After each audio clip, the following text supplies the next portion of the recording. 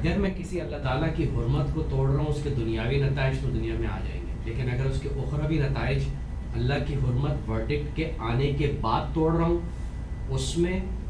اور اگر ایک چیز پہلے سے میرے فطرت میں موجود تھی خبیث، اس کو توڑنے میں اخروی نتائج میں کیا ہے؟ کیا یہ ورڈکٹ ہونا اور چیزوں کو ایڈ کرنا اس حرمت کی چیزوں میں ایڈ کرنے اسی وجہ بنیادی طور پہ یہی ہے کیونکہ اس کے توڑنے کے نتائج بہت برے ہیں؟ دونوں پہلو ہوں گے.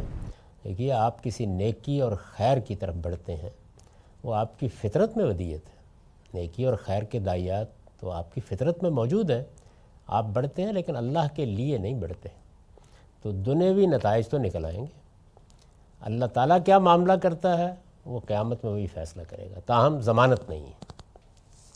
بلکہ اس کے برعکس ایک بات قرآن میں کہی گئی ہے کہ وہ شخص جو دنیا ہی کے لیے کوئی نیکی اور خیر کرتا ہے،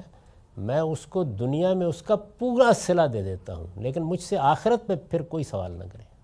ما لہو فی الآخرۃ من خلاق، یعنی اگر اس نے دنیا ہی کو مطلوب بنا کے نیکی کی ہے تو مجھ سے پھر آخرت میں سوال نہ کرے. لیکن اگر آپ نے وہ نیکی اپنے اندرونی دائیے سے کی، آپ نے اپنی فطرت کے تقاضے سے کی، آپ کے اندر واقعی اس کا رجحان پیدا ہوا، اور اس کے ساتھ آپ کا یہ ایمان بھی تھا کہ یہ میرے رب کی دی ہوئی سعادت ہے،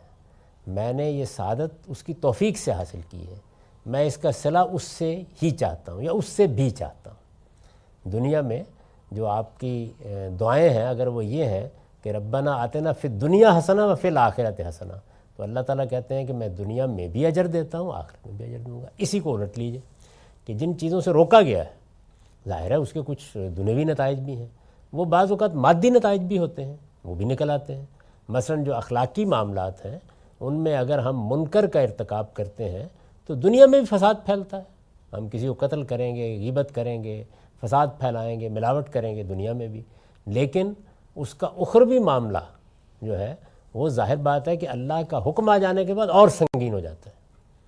یعنی کسی آدمی نے غلطی کی، ابھی یہاں زیر بحث تھا نا کہ لا علمی ہے، کوئی جانتا نہیں ہے، تو لا علمی ایک چیز ہے نا جو دین میں زیر بحث آتی ہے. ایک آدمی کو معلوم نہیں تھا، اللہ تعالیٰ کہتے ہیں کہ میں علم کے لحاظ سے مواخذہ کرتا ہوں، تو مواخذے سے تو وہ بچ جائے گا، ہو سکتا ہے کہ اپنی لا علمی کا عذر پیش کرنے کے بعد، لیکن اس کو بتا دیا گیا کہ بھئی یہ چیز غلط ہے، یہ چیز ممنوع ہے، یہ تمہاری دنیا اور آخرت دونوں پر اثر انداز ہو سکتی ہے. اب وہ اللہ کے مقابلے میں سرکشی اختیار کرتا ہے، تو اصل میں قرآن کی اصطلاح میں اس کو فسق کہتے ہیں. قرآن مجید میں یہ لفظ فسق ہے، یہ کوئی چھوٹے گناہوں کے لیے نہیں استعمال ہوتا، یہ اللہ کے مقابلے میں نافرمانی پر اصرار کے لیے استعمال ہوتا ہے. تو نافرمانی پر اصرار بجائے خود ایک بڑا جرم بن جاتا ہے، تو اس وجہ سے زیادہ سنگین ہو جاتی ہے بات.